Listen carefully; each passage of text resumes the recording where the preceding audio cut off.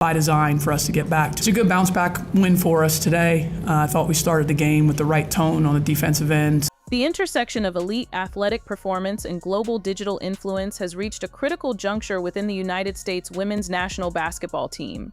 As of late 2025, the organization has been forced into a profound reevaluation of its operational, tactical, and branding strategies.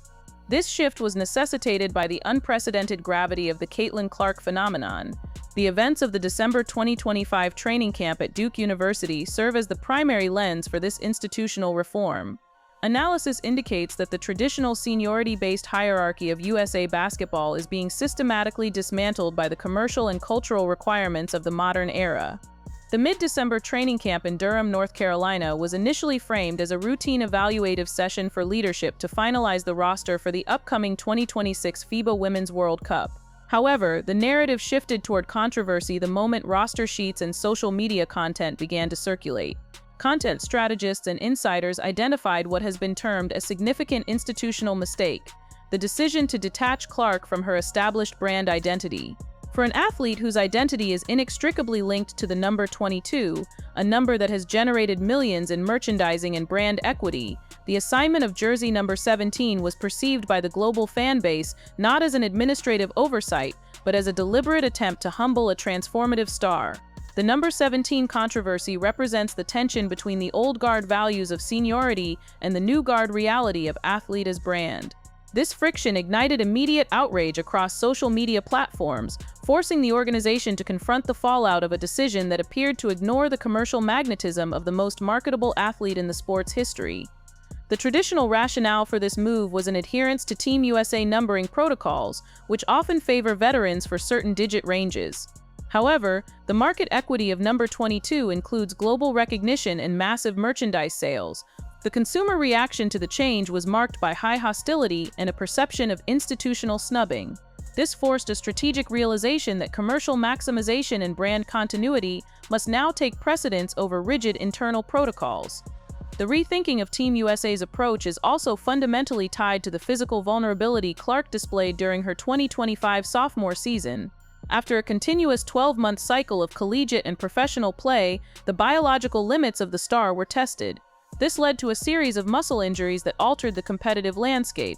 Her 2025 season was a narrative of attrition. Between early May and mid-July, she was sidelined by a sequence of injuries that suggested a systemic breakdown, likely exacerbated by the lack of a true off-season. Specifically, in May 2025, Clark suffered a left quadricep strain that forced a minimum of a 2-week absence. By early June, a secondary issue arose in the form of a left groin strain, causing her to miss intermittent games.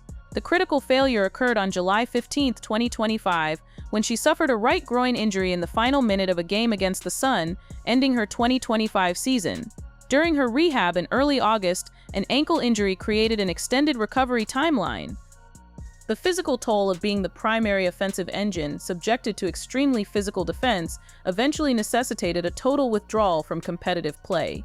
By the time the Durham camp commenced in December, Clark had been out of professional action for 5 months. Her declaration of being 100% healthy became a central point of intrigue. While her offensive timing remained impressive during the camp, insiders noted that her lateral quickness was still in a phase of recalibration. One of the most compelling elements driving the reorientation of Team USA is the ideological conflict between the established coaching hierarchy and the new wave of talent. This conflict is not merely personal, it represents a fundamental disagreement on how women's basketball should be coached and marketed. Certain leaders within the National Team Committee have been characterized as architects of a humbling strategy applied to Clark. This narrative is supported by several documented incidents, starting with the 2024 Olympic roster decision. Despite historic rookie statistics and global popularity, Clark was omitted from the Paris roster in favor of veteran chemistry. Furthermore, during the 2025 All-Star events, coaching maneuvers allowed certain staff to avoid the spotlight surrounding Clark in favor of their own franchise players.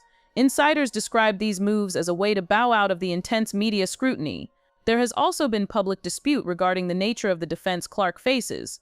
While some argue she is targeted by unnecessarily physical play, others attribute the contact to the standard intensity of the professional league, criticizing the media for focusing on a single player.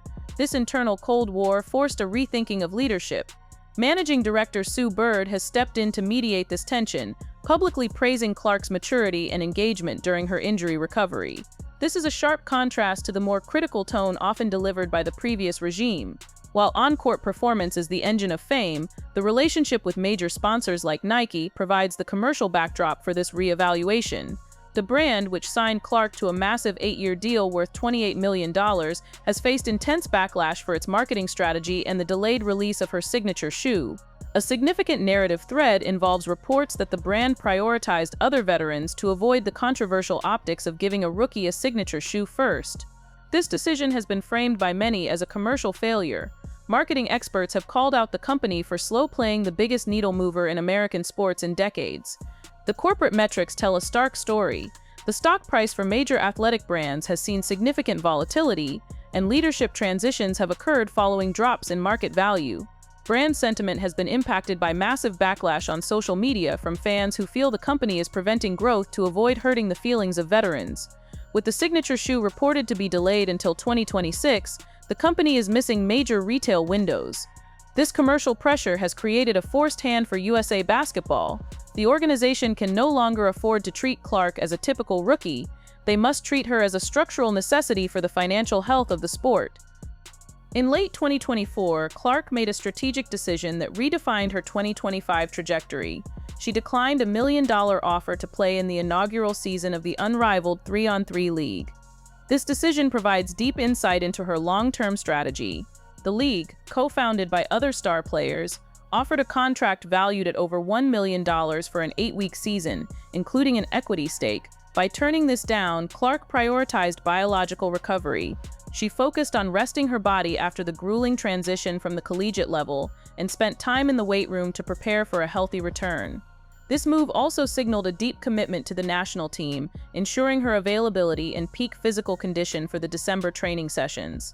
This decision was a blow to the upstart league and its media partners, as her presence would have significantly boosted viewership metrics. For Team USA, this move signaled that Clark was rethinking her own career pace, aligning her personal recovery with the national team's cycle. The Durham camp provided the first high-level look at Clark's defensive form following her injuries. In an environment populated by elite veterans and top collegiate talents like Juju Watkins, the defensive scrutiny reached a fever pitch. In the digital age, high retention is driven by micro-moments. A brief sequence where a collegiate star used a sidestep move to beat Clark's defensive closeout became a major talking point. In that incident, Clark bid on a pump fake, leading to a successful three-pointer for the opposition. WNBA insiders noted that watching Clark defend against veterans was telling, as it highlighted the rust she still needed to shake off. Despite these defensive lapses, leadership characterized the interactions as exciting. This suggests that the synergy between Clark and other young stars will be the centerpiece of the future offensive system. This tactical reorientation moves away from a style where one player dominates the ball and toward a collaborative backcourt. The presence of other young collegiate stars at the camp suggests that USA Basketball is building a roster that can play at a pace previously unseen in international competition. A critical yet often downplayed element of this era is the rising tension within the fan base and the league's response to it. As Clark drew a larger audience to the sport, players began to report an increase in negative interactions on social media. Commentators have pointed to a failure in narrative management, where the perceived targeting of certain players has created a hostile environment. Clark herself has been forced to denounce harassment, labeling certain followers as trolls rather than genuine fans. This cultural friction is a major reason why Team USA has rethought its social media strategy, moving toward more private practices to protect player chemistry from external noise. The organization is attempting to balance the massive growth in interest with the need to maintain a professional and supportive atmosphere for all athletes. The strategic reorientation of Team USA is an acknowledgement that the sport has outgrown its previous institutional boundaries. The Durham Rethink was not just about a training camp, it was an adjustment to a new world order. Moving forward, several strategic shifts are necessary. First, brand synergy is paramount. The organization must resolve iconography issues to align with the commercial interests of their most popular players. The use of specific jersey numbers is no longer just a preference, it is a marketing requirement. Second, tactical flexibility is required. Coaches must integrate high-tempo, transition-heavy offenses while providing the defensive cover necessary during an athlete's recovery from injury. Third, communication reform is essential. Internal tensions between established coaching staff and new stars must be resolved through transparent leadership to prevent a collapse in morale. Finally, health prioritization is non-negotiable. Following the injury cycles of 2025, strict load management protocols must be established to ensure stars reach major international tournaments at peak physiological capacity. As the national team looks toward the 2026 World Cup, it finds itself in a paradoxical position. It possesses the greatest collection of talent in history, yet it has never been more vulnerable to the pressures of celebrity, commercialism, and internal dissent. The current era has forced USA basketball to look in the mirror, and the reflection shows a program that must either evolve or be eclipsed by the very stars it seeks to manage. The rethink is complete. The execution in the coming years will determine if it was enough. The shift in power dynamics within the sport is further evidenced by the changing demographics of the viewership. Statistics show that the audience for women's basketball has not only grown in size but has shifted toward a younger, more digitally active demographic. In 2024 and 2025, television ratings for games featuring the new wave of stars saw increases of over 200% compared to previous years. This surge in interest is directly tied to the individual brands of players rather than just the teams they represent. This player-first fandom model is a departure from the traditional sports loyalty of the past. It creates a scenario where the national team is expected to cater to the fans of individual stars to maintain its own relevance.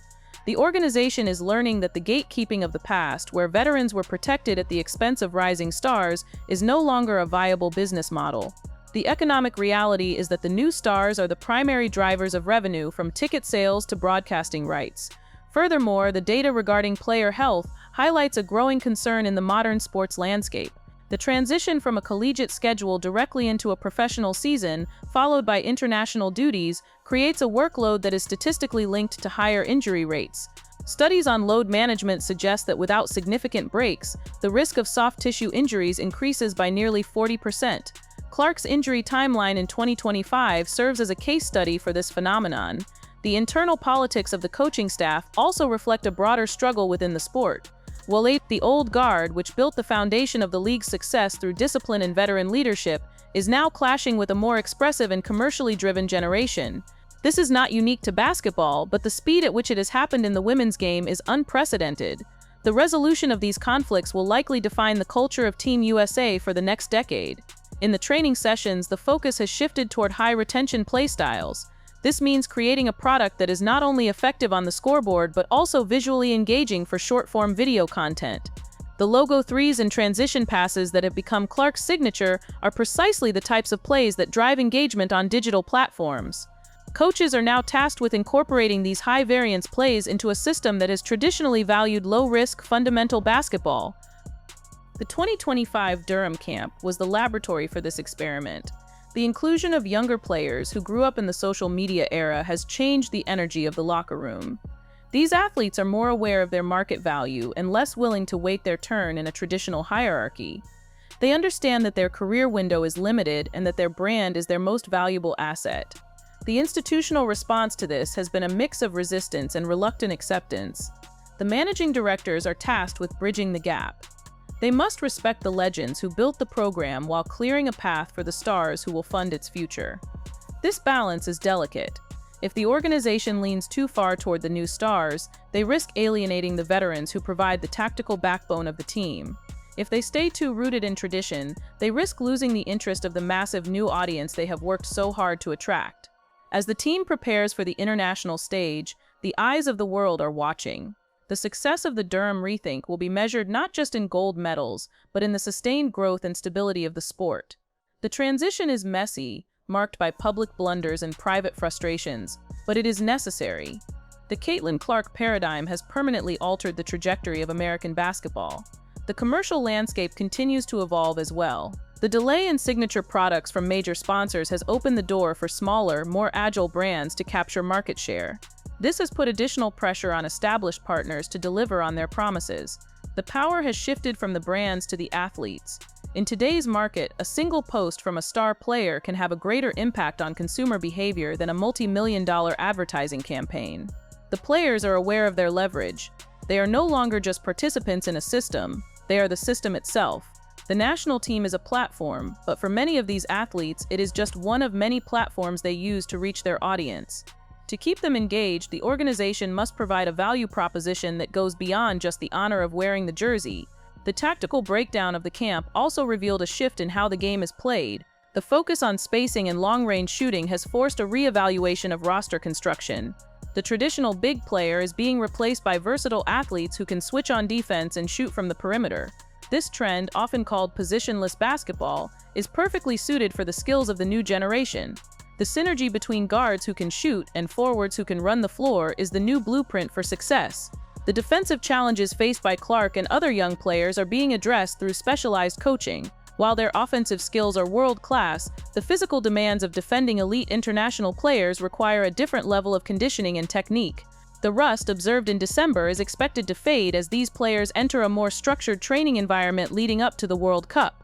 The cultural impact of this era cannot be overstated. Women's basketball has moved from a niche interest to a mainstream cultural force. The debates over jersey numbers, coaching decisions, and marketing strategies are now part of the daily sports conversation.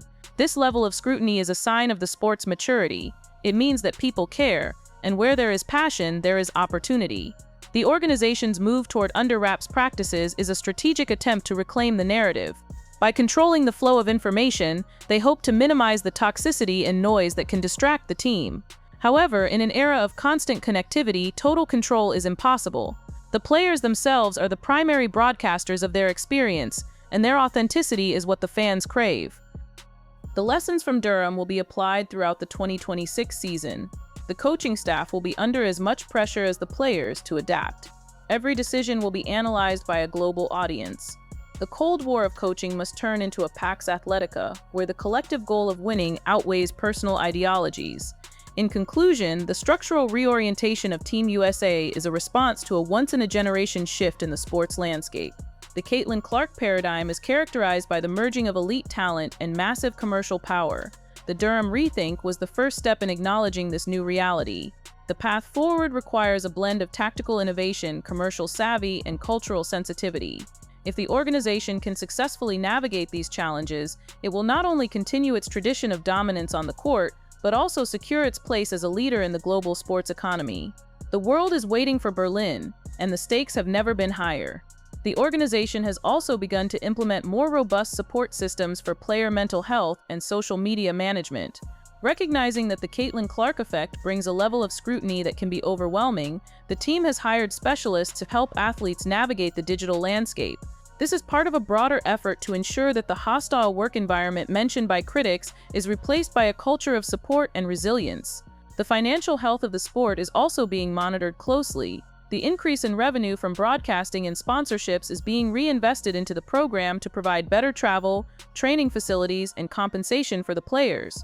This is a direct result of the increased visibility brought by the new wave of stars. The generational wealth mentioned in contract offers for new leagues is becoming a reality within the national team structure as well. The integration of collegiate stars like Juju Watkins and Hannah Hidalgo into the training camp environment is a strategic move to ensure a continuous pipeline of talent. By exposing these young players to the national team culture early, the organization is preparing for a future that will likely be even more fast-paced and media-intensive.